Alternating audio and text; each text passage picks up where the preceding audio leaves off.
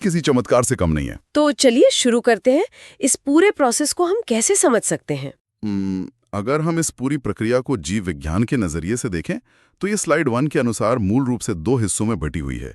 एक है पाचन और दूसरा अवशोषण। अच्छा, मतलब डाइजेशन और एब्जॉर्प्शन। हाँ, इसे ऐसे समझें कि पाचन एक तरह का डिसअसेंबली का काम है। हम जो भी खाते हैं ना, चाहे वो रोटी हो या दाल, वो बहुत बड़े और जटिल अणुओं से बना होता है और शरीर उन्हें सीधे इस्तेमाल नहीं कर सकता है ना? एकदम सही। हमारा शरीर इन बड़े टुकड़ों को सीधे अपने इंजनों में नहीं डाल सकता।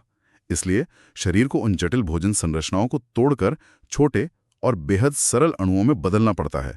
इसी को हम पाचन कहते हैं। समझ गई। और फिर अवशोषण क्या है? जब वो तोड़ने का काम पूरा हो जाता है तब अवशोषण की बारी आती है। ये वो प्रक्रिया है जहां उन सरल पचे हुए अणुओं को शरीर में ले लिया जाता है ताकि शरीर उनका उपयोग कर सके। ठीक है, आइए इसे विस्तार से समझते हैं, क्योंकि ये कोई एक झटके में होने वाला काम तो है नहीं।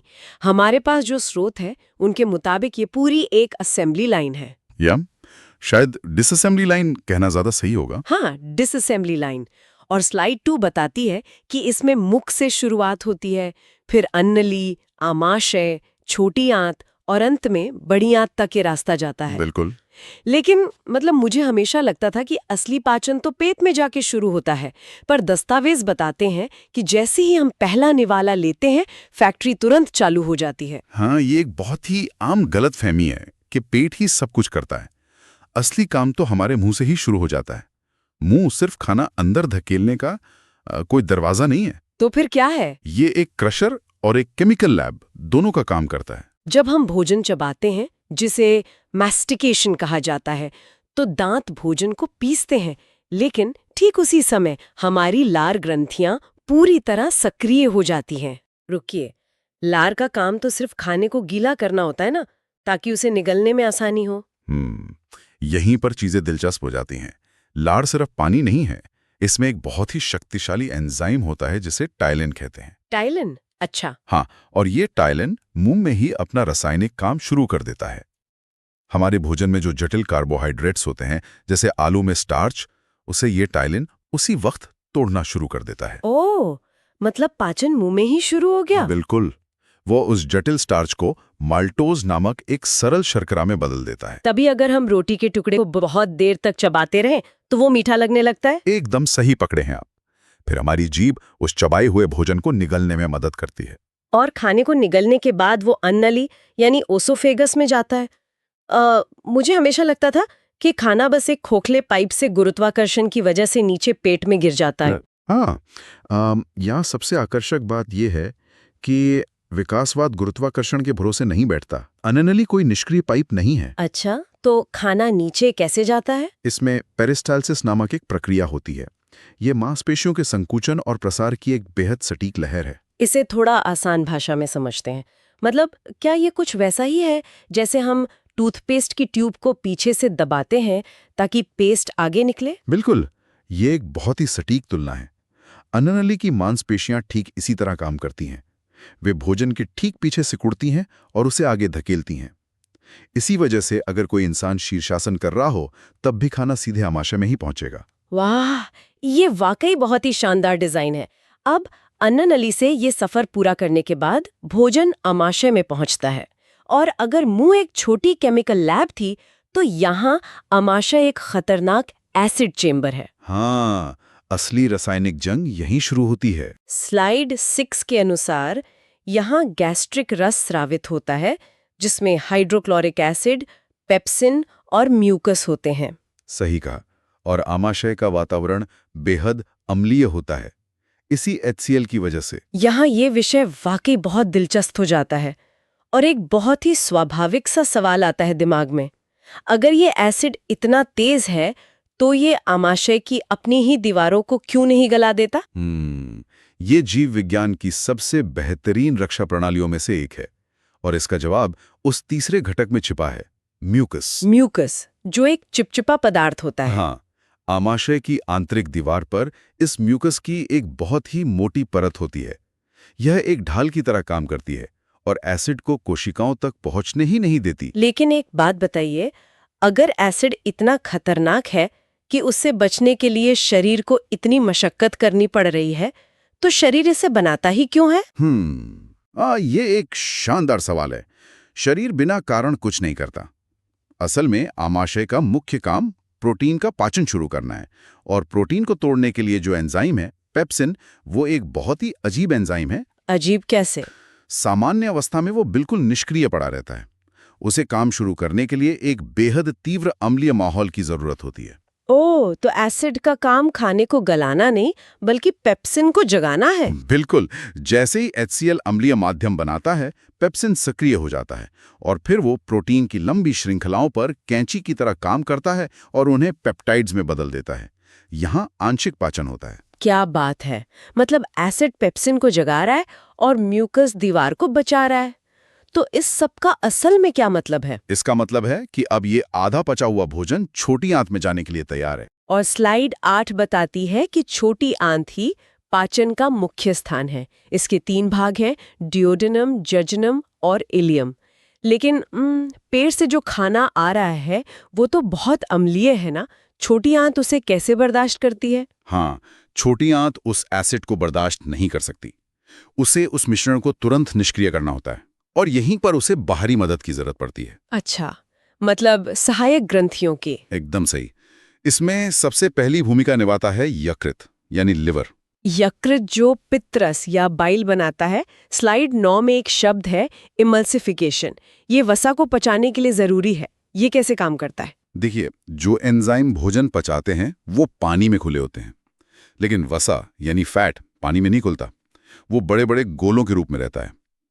तो पित्त रस एक इमल्सिफायर का काम करता है। क्या ये वैसा ही है जैसे हम तेल वाले गंदे बर्तनों को धोने के लिए डिश सोप का इस्तेमाल करते हैं? हाँ, सबसे बेहतरीन उपमा है ये। डिश सोप तेल की परत को तोड़कर छोटी छोटी बूंदों में बिखेर देता है। पित्त रस भी वसा की बड़ी बूंदों को तोड़कर छोटे कणों में बदल देता है। इससे एंजाइम्स के लिए काम आसान हो जाता है। ये डिश सोप वाला लॉजिक एकदम सटीक है। और यकृत के अलावा अग्न्याशय यानी पैंक्रियाज भी तो है ना? बिल्कुल। अग्न्याशय से जो पैंक्रियाटिक रस आता है उसमें एंजाइम्स का पूरा शस्त्रागार होता है। इसमें ट्रिप्सिन होता है जो प्रोटीन को पचाता है, जो पेक्सिन का बचा हुआ काम पूरा करता है। हाँ, फिर लाइपेज होता है जो वसा को पचाता है, और एमाइलेज जो कार्बोहाइड्रेट को पचाता है। इन सब के सम्मिलित प्रयास से छोटी आंत में भोजन पूरी तरह से सरल रूप में टूट जाता है। मतलब एक रेले रेस की तरह।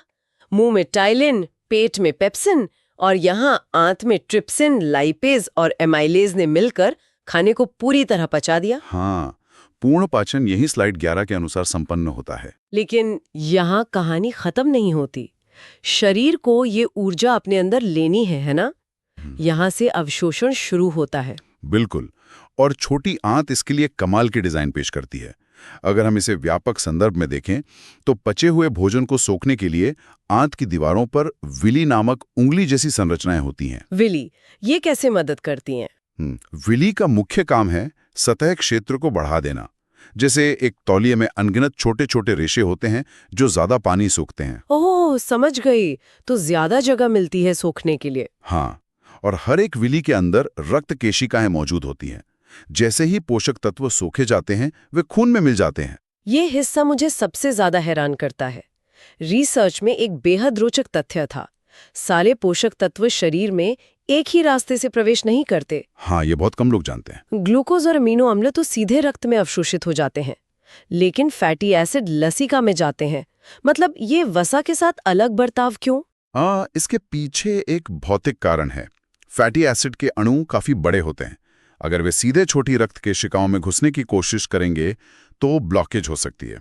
तो वे पार नहीं कर सकते उन दीवारों को? नहीं, इसलिए शरीर वसा के उन अणुओं को लसिका प्रणाली में भेजता है और बाद में एक सुरक्षित स्थान पर उन्हें मुख्य रक्त प्रवाह में मिला देता है। कमाल का ट्रांसपोर्टेशन सिस्टम है।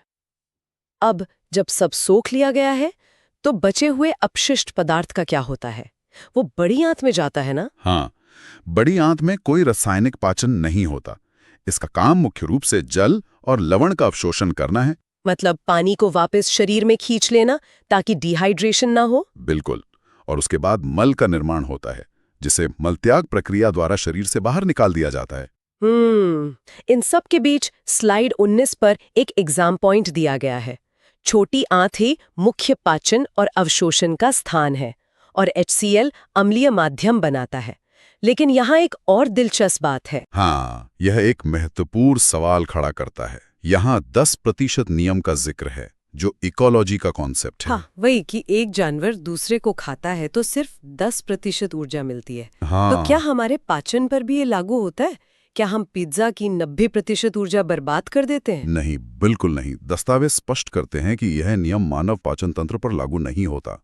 हमारा शरीर हिरण या शेर की तरह 10% पर काम नहीं करता। अच्छा, शुक्र है। हाँ, हमारी मशीनरी इतनी कुशल है कि वो भोजन के एक एक कण को निचोड़कर अधिकतम ऊर्जा निकाल लेती है। तो मतलब अंततः ये पूरी प्रक्रिया खाने को ऊर्जा, शरीर निर्माण, विकास और मरम्मत के तत्वों में बदल देती है। बिल्कुल, और यही शरीर को जीवित रखती है। ये एक बेहद खूबसूरत विचार है। लेकिन जाते जाते एक विचार मेरे दिमाग में लगातार घूम रहा है। हमने देखा कि विली सतह क्षेत्र बढ़ाकर पोषक तत्वों को सोखते हैं, शरीर ऊर्जा प्राप्त करता है। लेकिन जरा सोचे, इतने एंजाइम्स एंजाइम्स का उत्पादन करने, आमाशय को सुरक्षित रखने के लिए लगातार म्यूकस बनाने और पेरिस्टोलिसिस जैसी मांसपेशियों की लहरें बनाए रखने में शरीर खुद कितनी ऊर्जा खर्च करता होगा। हाँ, ये एक बहुत बड़ा निवेश है ना? शरीर ऊर्जा प्राप्त करने के लिए भी पहले भारी मात्रा में ऊर्जा का निवेश करता है। इस ऊर्जा के अद्भुत अर्थशास्त्र पर विचार करना वाकई एक नया नजरिया देता है। तो आज के इस डीप डाइव में बस इतना ही।